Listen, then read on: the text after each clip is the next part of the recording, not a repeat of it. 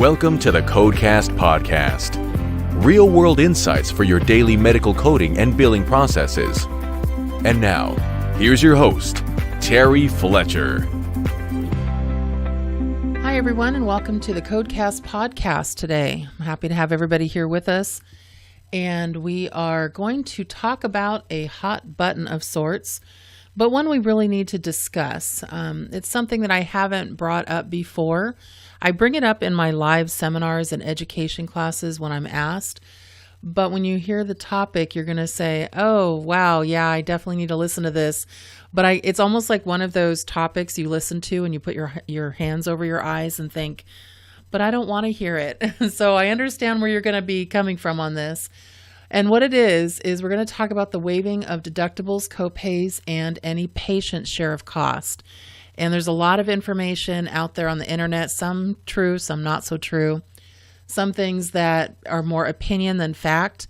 And it never ceases to amaze me when I read some of the editorials on this topic.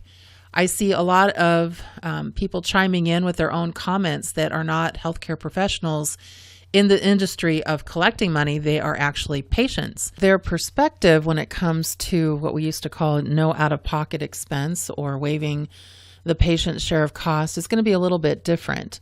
I was actually asked to present this topic, and even though, again, there's a lot of controversy surrounding it, it's really becoming a problem with medical practices, and it's leading us back into that legal black hole. So I'm going to opt to take the heat on this and really have a heart-to-heart with you about standing up to your practice administrators, your physicians, and anyone really who's in charge of your revenue integrity.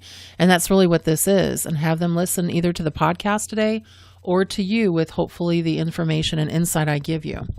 My hope that is you will understand that my professional opinion and hopefully the perspective on this, but also understand that I'm here not only to assist you in your, daily coding and billing processes, but to keep you compliant and encourage you to do your job with not only integrity, but also understanding the pitfalls that can go along with using money as an incentive to keep patients happy. First, I want to have a general discussion with you, and then you'll get me a little bit more technical in my tone and my discussion. I tend to do that when I get on a roll about something, as I'm sure you know. And, this is not a topic to sleep on. So when you see me or hear me, I should say, get really passionate and specific about this topic, you'll understand why. But before we get started, I wanted to give you at least a little bit of my background for a minute. I know some of you have found my podcast through referrals and just other people listening. And I so appreciate everyone who's listening, and a couple of shout out to my listeners that have contacted me directly. So I want to say hello to Erwin and Lucy and Nathan and all of you. I've got Lauren and Elizabeth and Angela and Janice, just everybody that really, contacts me either on LinkedIn or on different platforms and says hi to me or says, can you talk about this at some point? But also when I talk to you about my background, you may not know this, but you can find it on my website and under my bio at terryfletcher.net under About Us. But my background, I'm a healthcare coding, billing, and reimbursement consultant and educator first. Okay. And then just to clarify that background, I have 11 credentials in coding, 2 in billing, and 2 in health information management. I also have my degree in economics from Penn State. And when requested, I audit for Medicare, so CMS, but primarily I audit in the private professional sector for professional fees. And 70% of my business is about auditing E&M services on an ongoing basis for practices, as well as on their procedures, and then educating physicians and their staff on what we found to make sure that you keep your efforts, your documentation efforts compliant and with a minimal error rate. I've also been an expert in legal cases involving coding and billing irregularities for both sides, actually. I've defended a payer's position and I defend physician positions because I'm a physician advocate, of course. And this is my 32nd year in the field of healthcare. So the reason I just wanted to give you a background, sometimes when you're listening to a podcast or, you're just trying to figure out, well, how does this person know what they know or where are they getting their information? I just want to let you know that my due diligence and making sure that it's accurate and current and you're given information that you can take back to your practices. I just want to make sure that you're comfortable with that. So when I speak of this topic, My expertise is well supported. So let's take a look at this topic, and hopefully it will give you what you need to have these tough conversations with your practices. I'm also going to discuss, after we talk about this, the new virtual Medicare visit. There's a lot of confusion out there on how to use this code. And it's a new code for 2019.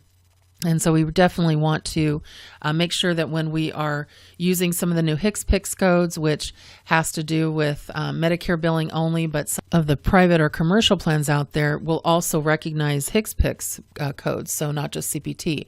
So we want to just make sure that we're accurate within our coding processes with that. Our Codecast is also brought to you today by Medical Economics, Smarter Business, Better Patient Care. Visit medicaleconomics.com and check out some of their articles they have on there. I know I've written for them on several occasions, and a lot of good information. So check out Medical Economics. Okay, so tackling our topic today, collecting coinsurances, copays, and deductibles up front. It's really an important piece of the effort to accurately value the services that you provide. But I'm still hearing practices that routinely waive their patients' deductibles and copays. And hopefully I'm going to give you more reasons on why not to do that. In the past, I have written about collecting deductibles and copays when a patient presents with a federally funded insurance like Medicare. In cases involving the Department of Justice, the powers that be have stated very clearly that the practice of routinely waiving deductibles and copays can be a violation of the federal anti-kickback statute. But what about commercial insurances like Blue Cross Blue Shield, Aetna, Cigna, United Healthcare? And I also want to chat about that today. So that's going to be an important part of our discussion as we move forward into this topic. So before I get into compliance-related reasons to collect full payment for our services, let me say this. From a business standpoint, and with the knowledge that payments are continually being reduced as the cost of doing business keeps rising, it's hard for me to imagine why a provider wouldn't want to collect full payment for their services. So here's an example. Okay, I want to explain my point here. Let's say you're getting paid $100 per visit from a commercial insurance plan, and that is for, let's say, a 99213, which is a level 3 established patient visit, with 25% of that $100 coming from the patient's copay and $75 coming from the insurance company. Okay.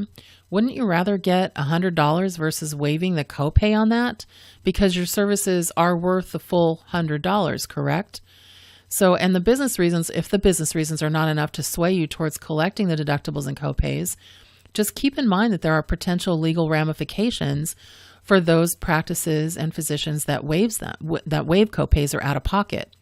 In a recent federal court case, a provider sued Cigna, for example, for failing to pay an out-of-network claim.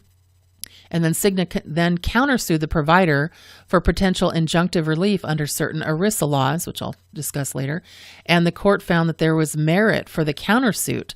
So Cigna was able to attempt to obtain damages for unjust enrichment and intentional tortuous interference with the contractual relations. You're thinking, you're kidding me, right? I'm not kidding. The injunction would be filed to stop the provider from discounting the services based on the in versus out of network rates. Now, the tortious part, interference, I should say, is a little more complicated. Commercial insurance providers have contracts, legally binding agreements, to provide health care insurance to employees and employers and employees, and now under the ACA or Affordable Care Act, to individuals as well. Commercial insurance providers charge a premium for that health insurance, and then the employer, employee, or the individual pays that premium.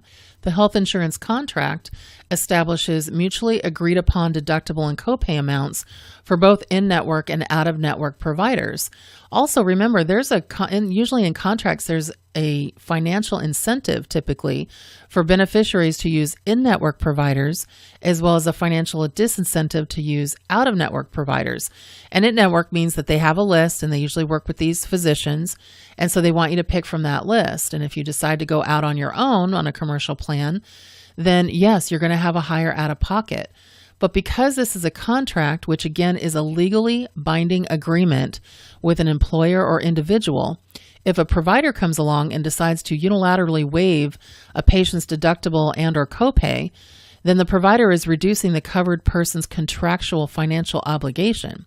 So if you waive deductibles and copays, the provider is interfering with the employer's and or individual contract, with the insurance carrier, and that's what puts you at risk for being possibly sued for damages.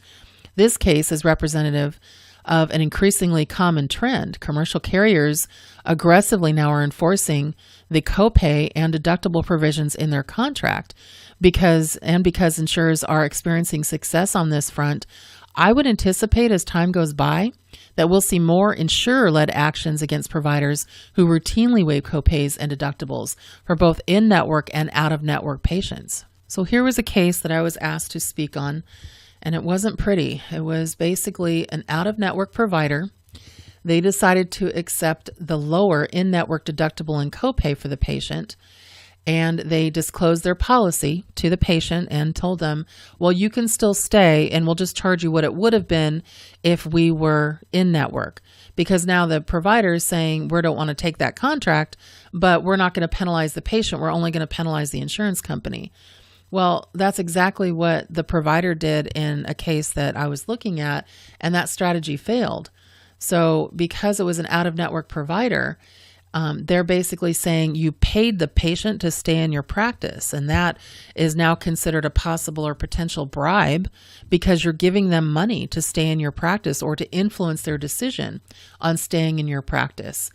And you can't do that. You can't that's a stark violation. You can't tell a patient that and basically direct what they're going to pay outside of that contract that is binding to the subscriber, the beneficiary, not necessarily to the physician when it comes to patient share of cost. So now let's take a look at this from an even harder perspective. And I'm going to get a little bit harsh here because this was actually on several websites and also in a discussion I was in with a law practice about the Office of Inspector General's argument when it comes to routinely waiving copays and deductibles. So providers that sometimes waive patient share of cost amounts as an accommodation to the patient or professional courtesy, they call it, an employee benefit or marketing ploy, this can violate fraud and abuse laws or even, again, like I said, payer contracts. Because put on your payer's hat for a second. From a payer's perspective, waiving cost-sharing amounts creates two problems. First, payers often contract with providers to pay based in part on the provider's usual charge. And the OIG says, and they've argued this, that a provider who routinely waives copays is misrepresenting its actual charges. So this could potentially be filed as a false claim, and we don't want to do that. Secondly, and more importantly, payers require copays to discourage overutilization and reduce costs. So waiving copays and deductibles removes the disincentive for utilization and thereby potentially increasing payer costs. Federal and state laws accordingly also, as well as payer contracts, generally prohibit waiving cost sharing as absent genuine financial hardship on a patient. Federal programs, waiving copays and deductibles for a federal program implicates at least the following laws. And this is where I think the person that asked me to present this really wanted to know. First of all, the monetary penalties law. The federal civil monetary penalties law prohibits offering or transferring remuneration to a federal program beneficiaries if the provider knows or should know that the remuneration is likely to influence the beneficiary to order or receive items or services payable by a federal or state healthcare program, meaning Medicare, from a particular provider. You could get up to $10,000 fine per line item. And then anti-kickback statute, and you really want to hear this one. The federal anti-kickback statute prohibits knowingly and willfully offering, paying, soliciting, or receiving any remuneration, that's going to be money of any kind, to any person to induce such a person to order or receive any items or service for which payment may be made under the federal healthcare program unless the arrangement fits within the regulatory safe harbor. If this is violated, then you could end up with a 5-year prison term, $25,000 in fines, and possibly even criminal penalties up to $50,000 in administrative penalties. So let's just say it's just really bad business to do this. So under 42 USC, that's the United States chapter, 320A-7A-A7, 42 CFR 1003.102. See, I bet you're sorry you asked now. This talks about routinely waiving copays and deductibles under Medicare Part B. So here's what the OIG has specifically warned practices against doing. Advertisements which state quote, Medicare accepted as payment in full, or, quote, insurance accepted as payment in full, or we like to call it NOPI, no out-of-pocket expense, or advertisements which promise that discounts will be given to Medicare beneficiaries, routine use of financial hardship forms, which state that the beneficiary is unable to pay the coinsurance or deductible, but there's no good faith attempt to determine the patient's actual financial condition. Also, collection of copays and deductibles where only the beneficiary has, Medicare supplementary insurance, and so they're offering it free to the patient. Failure to collect copayments and deductibles for a specific group of patients for reasons unrelated to indigency. So, basically they say, okay, we'll waive your coinsurance or deductible for all patients from a particular hospital so that you refer to us. So think about that as well. And this is one thing that I think there's a misconception on professional courtesy. First of all, that went away in 1957 under the Hippocratic Oath. Check it out with AMA. The doctors now, they don't share services together. It isn't like your primary care is going to give free service to, their cardiologist and back and forth. They all have health insurance. So there's no indigency there, or basically that professional courtesy. The other thing is, let's say that you're a gastroenterology office and you decide that let's just say you were asked to do a screening colonoscopy for a physician that is an ER physician at the hospital. And so that physician, let's just say, happens to be Medicare, or even if they're third-party payer, you're running into the same problem. But let's just, for argument's sake, say they're Medicare. And so you go ahead and do the screening. There was a little bit of a share of cost because a polyp was found, turned into a removal of that polyp, let's say by snare. And so now they're out of pocket. The deductible, yes, will be waived, but the 20% or coinsurance is not. And you say, don't worry about it, we're not going to charge you that. And then that ER doctor at some point refers a patient to your practice. What does that look like? It looks like your referrals are coming in because you don't charge that out of pocket.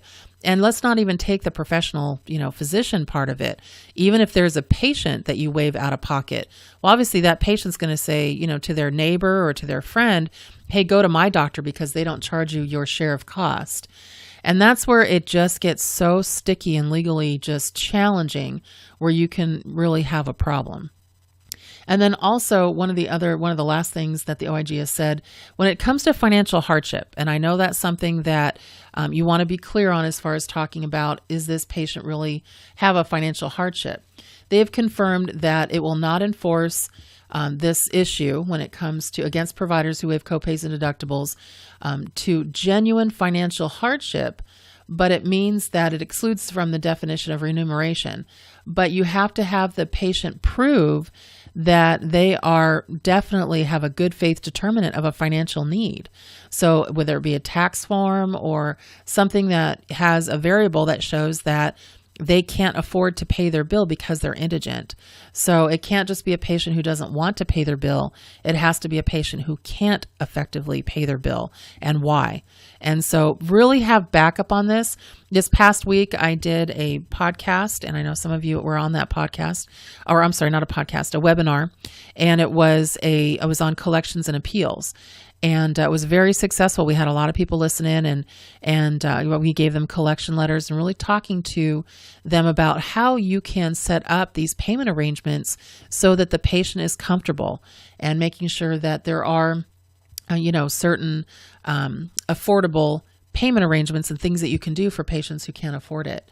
Now, discounts, as far as if it's not part of the, let's just say, financial issue, you can offer a patient who is not insured, but you have to make sure that that is because, again, there is a financial need. And now that they don't have patients that have to be insured or forced to be insured under ACA, then some patients may have some kind of a healthcare savings account, take that into consideration. But to routinely waive copays and deductibles is just absolutely incorrect, illegal, and you could find yourself in a lot of really bad situations. Okay, so let me move on from that a little bit here, and I'm going to actually look at our coding corner. So let's go back to that before I get into the other thing about virtual visits, which I'm actually going to look at. So our coding question today is going to be on orthopedic. And it's something actually I've been doing. I always mention how many audits I'm doing, but I was doing a procedural audit on fracture care with this orthopedic practice. And I noticed that there were patients that had fracture care being done, but the doctor was also dealing with debridements. And so basically something to the effect of, fracture care plus trying to clean it up in that area before they can complete the fracture care. And a question came in that actually addressed this topic because I saw some missed codes. So here's the question. It says the orthopedic surgeon is treating a patient with an open transverse radial shaft fracture. Before performing the repair, the provider cleans the skin around the injury, then debrides the foreign material and necrotic tissue that has built up due to the injury. Using a scalpel, she then removes injured tissue in and around the site of the fracture. Then the orthopedist irrigates the tissue layers before performing an open treatment of the fracture with internal fixation. Okay, so how do you report that? Okay, first of all, you're going to have the code for fracture treatment and as well as a code for debridement. And that's what's been missing on some of the things that I've been looking at. So the 25515, that's an open treatment of radial shaft fracture, includes internal fixation when performed. So for the fracture treatment, okay, so be sure you're going to use probably your transverse fracture of shaft of radius, and that's going to be your diagnosis code S52.32, and then you're going to need an extra digit or two to give laterality and then what stage of care it is. Then you're going to report 11010, debridement, including removal of foreign material at the site of an open fracture and or an open dislocation, and they give an example, excisional debridement, skin and subcutaneous tissue, for the debridement code. So choose the most descriptive diagnosis code that you can based on the notes. So from your description or based on this question description, the best choice for me I saw was S61.50, which is an unspecified open wound of the wrist. And you're going to need an additional digit, again, for status and for laterality. But patients suffering from fractures often need wound cleaning or debridement for their injuries, especially if they've had injuries that have occurred from some sort of accident. So from the description in this question, there was from the physician actions, the best debridement code to me would have been the 11010. But there are other debridement codes that you can consider in this situation. If it's warranted, there's a 11011, and that includes not just subcutaneous tissue, but muscle, fascia, and skin. And then also you have 11012, skin, subcutaneous tissue, muscle, fascia, and bone. So just make sure that you are reading the operative report and reading for details to be able to capture the service. Sometimes all I'll see is fracture care, and I'll be like, well, you have a debridement here. Where's that? So in this practice that I was auditing their procedures on this, we found over 100 missed debridement codes, and you can just imagine what that adds up to financially. So make sure you're not missing that revenue. Today's coding question was brought to you by Orion Health, revolutionizing global healthcare so every individual receives the perfect care for them. Join the revolution, orionhealth.com. Okay, so our virtual check-in codes. Now, this was actually a brief coding question that I addressed on the January 22nd podcast episode, but I wanted to expand on that conversation just because it seems like there's some misinformation out there, and we just want to make sure that not only are you coding and billing for it, but that you understand what the G2012 is for 2019. So this is called a brief communication technology-based service, or what Medicare calls a virtual check-in, by a physician or qualified healthcare professional who can report evaluation and management services provided to an established patient, not originating from a related E&M service, provided within the previous 7 days, nor leading to an E&M service or procedure within the next 24 hours or soonest available appointment. And there should be 5 to 10 minutes of medical discussion documented within that chart note. Now, these are limited to established patient visits, as I mentioned, and also that it means that the patient was seen by the treating doctor or mid-level provider or a provider of the same specialty within the last 3 years. I'm telling you, that new and established patient visit controversy, oh my gosh. You know, I did a podcast on this a couple of months ago, and then I wrote an article for ICD-10 Monitor on new and established patient, and then they said, Terry, you generated over 50,000 hits. Can we also get another follow-up article this week? So if you're listening to this on Tuesday this week, make sure that you're also checking out ICD-10monitor.com and check out my article on new and established patient 2.0. So it's the second part of that, and hopefully give you some clarification. But it ties into this virtual visit as well when it comes to established patient. But the one thing I wanted to clarify on this G2012 is that, first of all, this patient can't have been seen within the last week. And honestly, I would say within the last 10 days to 2 weeks, because they are checking. Also, if there's not a mention in the documentation when you do code for this service that the patient does not need to be seen, or the patient can keep their scheduled appointment, hopefully it's further than 24 hours out. So basically just keep their scheduled appointment in the next 3 months, should they, unless they have a problem, and then they can call the practice. But if the doctor says anything within this visit saying, let's just say, and I think I gave the example before of a urinary tract infection. Let's just say, okay, we're going to put you on an antibiotic. We're going to give you Augmentin, and they talk about what they're going to, what the patient needs to do over the phone. And then they say, and go ahead and I'm going to transfer you to my scheduling desk to make the first available appointment. Then this is not something you can bill for. This is basically just to see if they need to come in. And if they do, then you don't have a check-in. If they don't, then you can bill for this service. The other thing, and again, do not waive the out-of-pocket on a patient on this.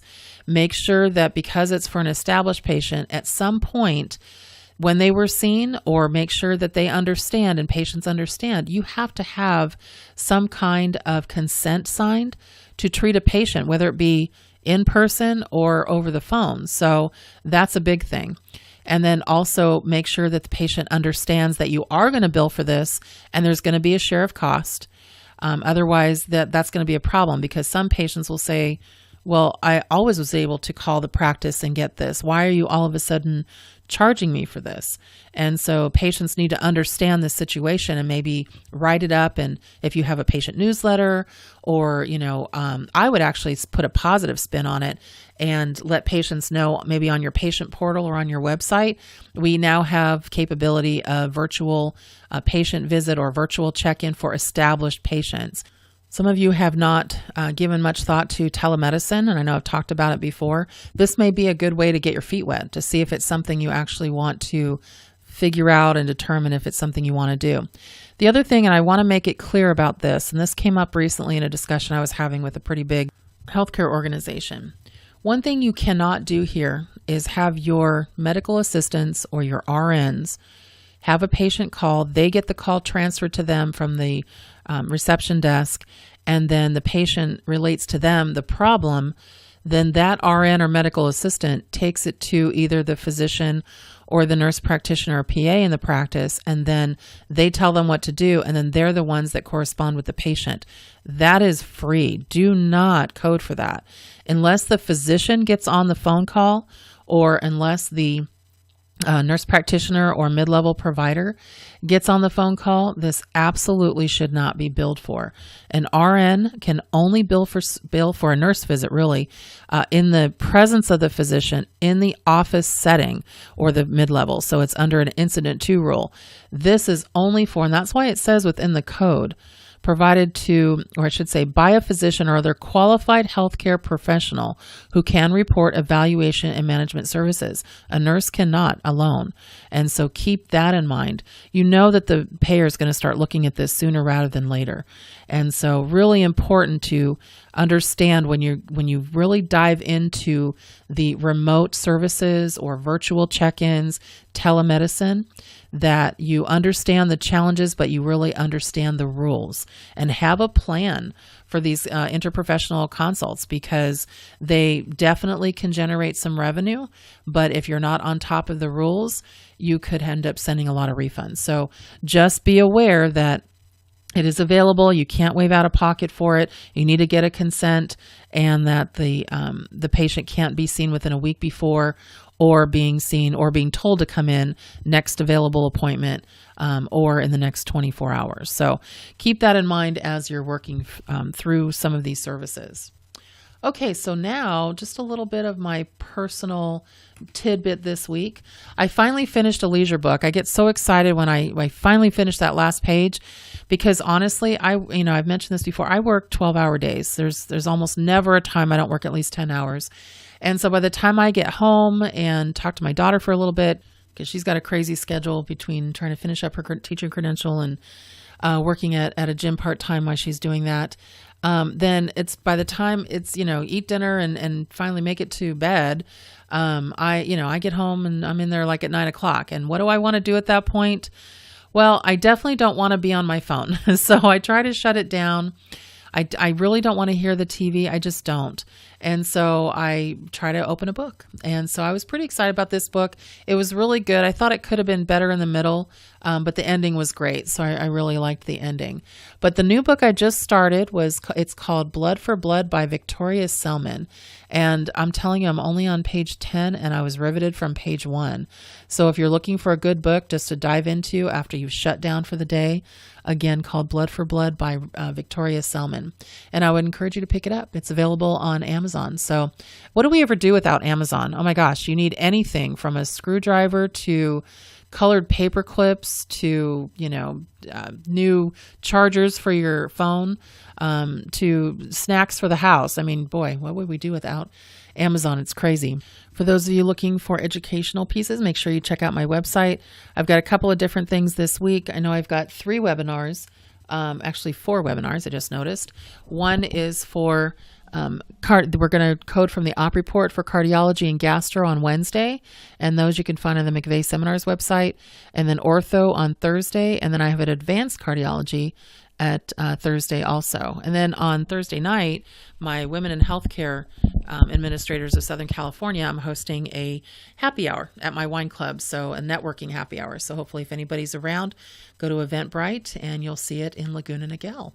So everyone, thanks for listening today. I really appreciate you. Go out and make it a great day. Until next week, thanks for listening to the Codecast podcast.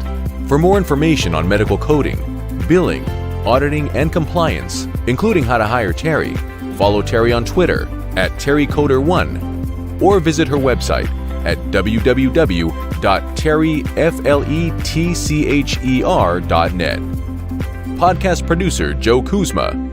Music producer Dassassin Music.